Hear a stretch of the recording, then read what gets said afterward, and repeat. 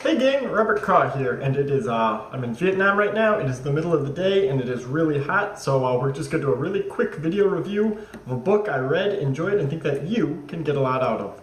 The book in question is How to Fail at Almost Everything and Still Win Big, and the author is Scott Adams.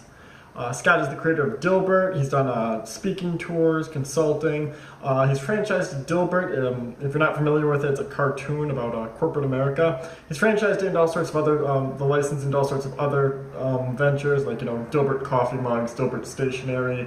Dilbert, there's a Saturday morning cartoon. There's even at one time a short-lived Dilbert-themed burrito called the Dilburrito, but it didn't pan out too well. Anyway, as you can probably tell, the book is focused on sort of failure, and Scott also gives sort of life lessons and life advice about how you too can become successful. And like I said though, it is really hot outside, and while I film a video, I cannot turn the air conditioning on because otherwise the whir is too loud. So it's gonna get really hot in here. Let's make this quick. I'm gonna tell you 3 things that I learned from the book, 3 things that I implemented from the book, and 3 reasons you might want to read this book. So like I said, 3, 3, and 3. That's pretty straightforward. Let's get right into this. The 3 things I learned from this book. We're going to start off with something that's not actually in the contents of the page, but was still pretty interesting. I'm not a big Scott Adams fan or anything. I've never bought one of his comic anthologies, and I've never bought like a Dilbert coffee mug or anything of that nature. But I did get someone sent me a link on Twitter to an article Scott wrote about how to become a better writer. Oh, P.S. If you're the guy who sent that link, thank you very much. It was a super helpful article. Anyway, the article was really good. It was a how-to article. It gave you some tips on becoming a better writer. And at the bottom, they had what in marketing we call a call to action. This was a little thing that said, hey, if you like this advice, I have this book out. You might want to check it out. It's got more information like this. And also, it has this, this, and this. So, I was like, well, the article was good, and the book, it's $8. What the heck, I'll buy it, see if there's anything else that's valuable. So the first lesson right there kind of is he didn't sell through like a sales letter, and you guys start to see this more and more as people become more skeptic about sort of sales letters being pitched to. These sort of the how-to or the advertorial or like infertisement, which is kind of a dorky name, but I don't know, that's what they sometimes call it. It's an article or a sales letter that instead of pitching you something, kind of just tells you the benefits that you can get, or just gives you sort of a free teaser of benefits before then, telling you, hey, check out this book, it's got more great information. And you get something that benefits you, and then if you want, you can pay more and find out more from the, the full-length book. Anyway, like I said, that's number 1, how he sold the book or how he marketed it, using how-to and helpful information instead of the traditional pitch or, talking to you and trying to sell you on something. Number 2 would be the fact that in the book, like I said at the beginning, this is all themed sort of around failure. And if you want to succeed, you have to fail a lot, or at least try a lot of different things. Not all of them are going to be, catastrophic failures, but there's going to be a lot of stuff that doesn't pan out. Before creating Dilbert, Scott did a bunch of stuff. He tried making 2 different video games. One sold less than 20 copies, and the other was just a complete bust where it never even got distributed. He wrote a book on meditation, and that sold, I think it was less than 10 copies. He did a lot of other stuff too. He tried doing some computer programming, didn't pan out. Let's see. He did some stock investing and put his money in things like Enron and some other companies that they went down in history as being like huge financial failures. He just catch up already, so let's get down to number 3. So number 2 was if you want to succeed, you have to fail a lot, or at least try a lot of things. Number 3, and this one was really cool, and we'll also talk about this in the next section about implementing things. It's a scorcher already. Anyway, if we do these videos from now on, I think the theme is going to be to see how far I can get before I start sweating. Anyway, so the third thing, and this one was really interesting as well. No, hold on, I'm about to lose my train of thought. Oh, yes. Great, I just lost my train of thought. I have some notes here. I'll just take a look here. We talked about... Oh, yeah. The third thing was where you work and where you play should be completely different. This was actually something I ran into a rut with my own writing and stuff. Usually, like in Iowa and stuff like that, I have a computer for like entertainment and a computer for writing. The one with writing has Scrivener and OpenOffice and all these writing tools on it. And the entertainment computer has video games and, you know, movies and whatnot. And I keep those purposely separate, and I use them in two completely different areas. Like, you know, I use my writing computer at my writing desk, and the entertainment computer is used at a different area in the house. So that was something I had always done there, but in Vietnam I have a pretty small apartment, you can probably see. I have a smaller place here just because it was a lot cheaper, and I'm doing some traveling all over Asia, so there's no sense in getting a big place. But I have one desk. So the problem was I used the one desk for work and for entertainment. You know, I'd watch YouTube videos or play games at the same desk that I usually do my writing.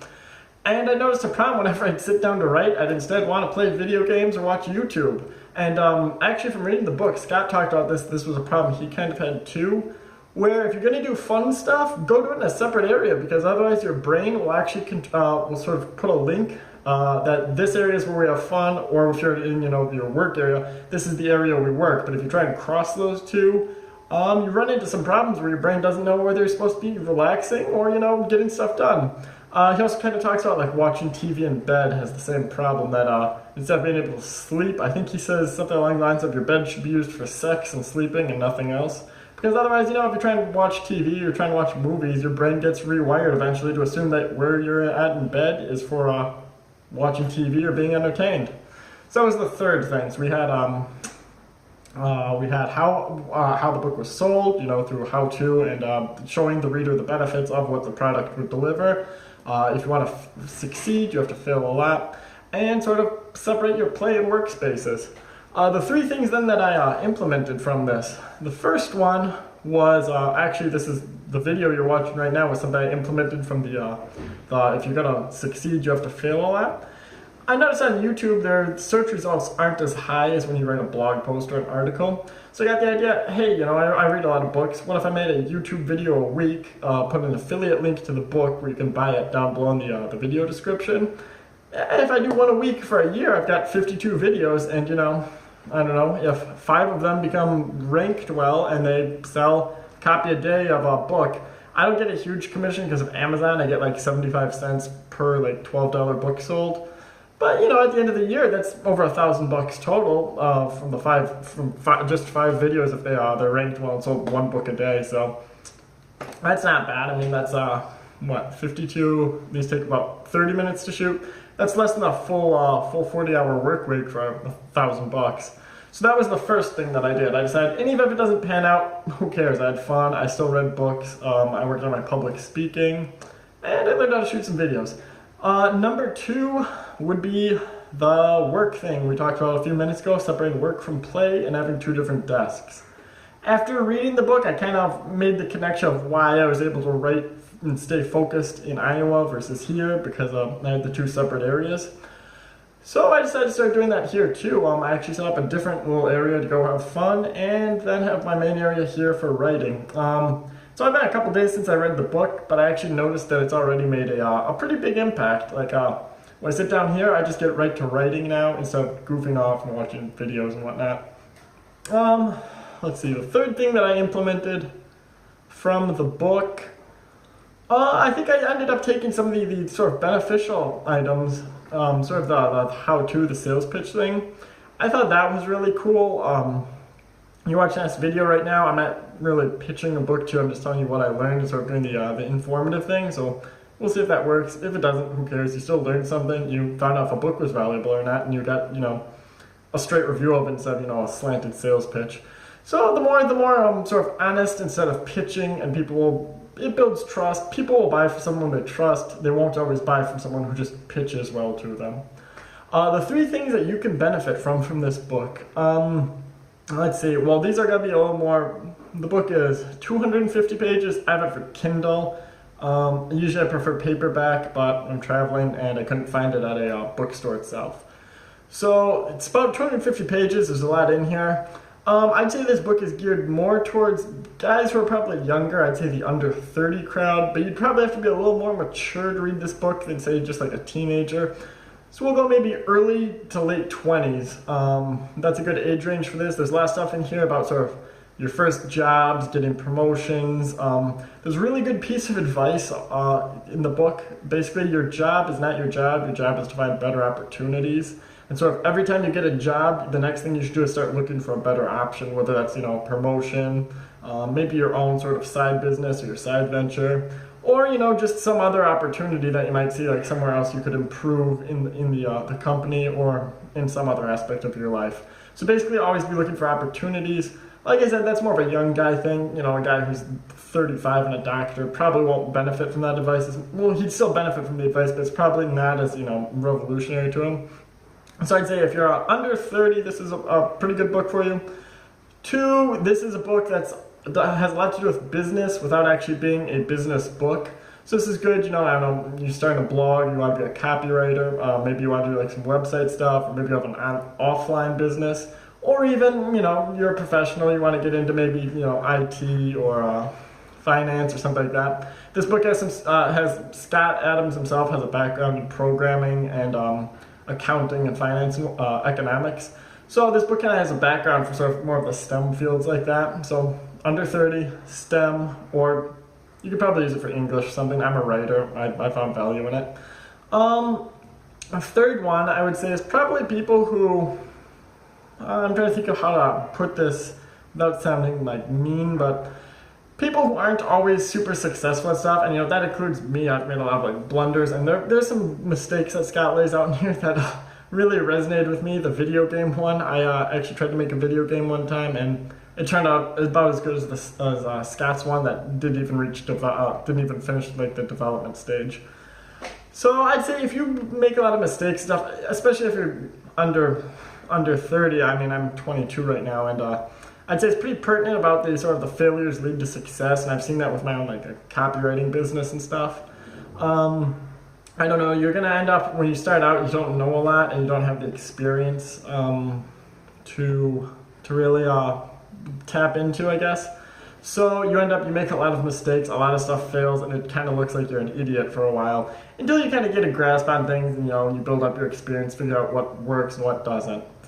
So this book is great. Like I said, college is starting. If I were going to school right now, I'd pick up a copy. It's $8 for paperback. I think it was $5 or $6 for Kindle, so not much. That's a beer at a bar or something like that, sandwich for lunch. Pretty inexpensive. You can read the book in about maybe 8 hours total. I think it took me, Kindle has a little countdown of how long it took you to read a book. If you flip pages, it'll say 6 hours left, whatever. It took me about 6.5 hours to read. I read it by the pool, and I went out for some coffee and finished reading it.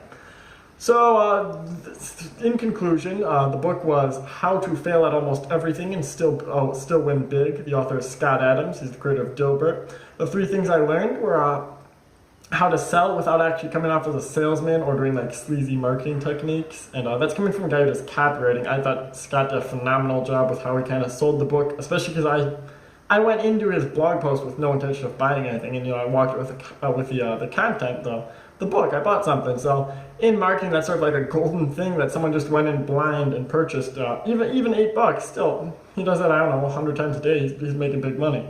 So that was number 1. Number 2 would be the fail to succeed.